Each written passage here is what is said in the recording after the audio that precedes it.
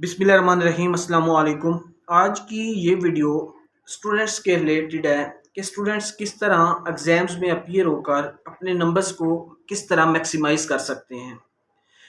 अक्सर स्टूडेंट्स ऐसे होते हैं जिनको क्वेश्चन आता होता है, लेकिन होता क्या है कि जब वो एग्ज़ाम में अपीयर होते हैं तो वो उस क्वेश्चन में कंफ्यूज हो जाते हैं। उनको समझ नहीं आती कि ये क्वेश्चन क्या है, इसका आंसर क्या है। और यही वो मेन पॉइंट है जिस पर स्टूडेंट्स की सक्सेस की या फेलियर की जो बुनियाद है वो खड़ी है।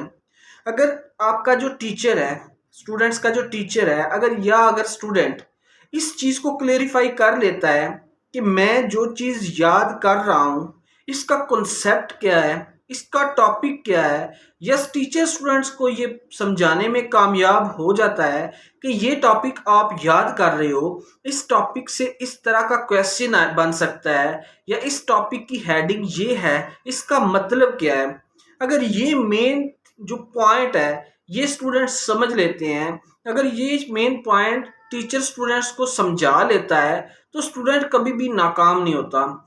होता क्या है कि स्टूडेंट बुक के अंदर से रट्टा सारा लगा लेते हैं। अक्सर स्टूडेंट ऐसे होते हैं जिनको सब कुछ आता होता है, लेकिन जब एग्जाम में अपीयर होती है तो क्वेश्चन सामने आता है। फॉर एग्जांपल आपकी फिजिक्स की बुक का क्वेश्चन सामने आता है कि relate Newton's third law and the law of gravitation. अब स्टूडेंट्स को 50% स्टूडेंट्स ऐसे होंगे जिनको वो क्वेश्चन आता भी है, लेकिन पेपर के अंदर उनको समझ नहीं आएगी कि इधर क्या चीज़ लिखनी है। तो मेरी स्टूडेंट्स से और जो टीचर्स हैं उनसे गुजारिश है कि अभी ये जो थोड़ा सा अरसा आपके पास first year, second year, 9th और 10th क्लास के स्टूडेंट्स के पास बच गए, इसके अंदर इस चीज़ पर लाजमी फोकस करें कि आपका टॉपिक क्या है, टॉपिक का मतलब क्या है, टॉपिक से सवाल क्या आ सकता है। ये वो मेन पॉइंट है जिसके ऊपर आपकी कामयाबी की बुनियाद खड़ी है। इसके अलावा जो टॉपर स्टूडेंट्स हैं वो कैसे अपने आप को मैक्सिमम हद तक लेकर जा सकते हैं नंबर गेनिंग बहुत ज़रूरी है, क्योंकि आगे जब भी आप आगे ज़िंदगी की फील्ड में चलेंगे, जब आप प्रोफेशनल लाइफ में जाएंगे या आप यूनिवर्सिटीज़ में एडमिशन्स के लिए जाएंगे या कॉलेजेस में एडमिशन्स के लिए जाएंगे तो आपके ये रिजल्ट्स आपके साथ जाएंगे। तो नंबर गेनिंग भी ज़रूरी है कॉन्सेप्ट के साथ साथ। तो नंबर गेमिंग में जो हायर लेवल के स्टूडेंट्स होते हैं वो कहाँ पर आकर मार खाते हैं, वो आकर मार खाते हैं ऑब्जेक्टिव टाइप जो क्वेश्चंस होते हैं उनके अंदर। तो जो लाइक स्टूडेंट्स हैं या जो ज़्यादा नंबर लेने वाले स्टूडेंट्स हैं उनसे मैं ये बोलूँगा कि आप लोग ऑब्जेक्टिव के ऊपर खुसूसी तवज्जो दो।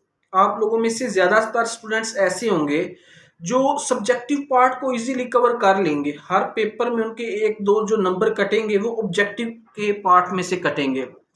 तो ऑब्जेक्टिव के ऊपर आप स्पेशल तवज्जो दो।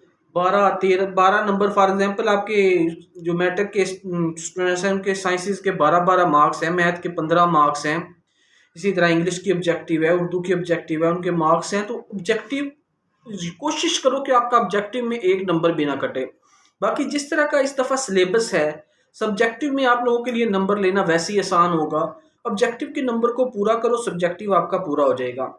इसके बाद वो स्टूडेंट्स जिनको ये ख़तरा है कि वो किसी किताब में फ़ेल हो जाएंगे, तो वो जो उनके रिलेटेड टीचर है उससे वो कांटेक्ट करें और उनसे ये कहें कि मुझे आप ये चीज़ें बताएं, ऐसी चीज़ें बताएं जिनको मैं करने से सिर्फ जो है ना, आप कह लें कि मैं 50% मार्क्स ले लूँगा, मुझे सिर्फ इतने चैप्टर करवाएं और जो चैप्टर आपने करने हैं उनको क्लियर करें।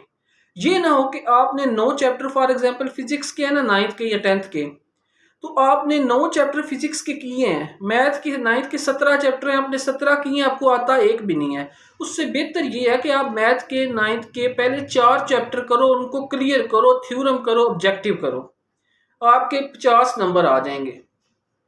तो जो चीज़ें करनी है उनको क्लियर करो, ऐसा ना हो कि सारा किया और किया कुछ भी ना हो। मिलते हैं इंशाल्लाह नेक्स्ट वीडियो में। आप लोगों के एग्ज़ाम्स करीब आ रहे हैं, मिलते हैं नेक्स्ट वीडियो में, तब तक के लिए अल्लाह हाफिज़।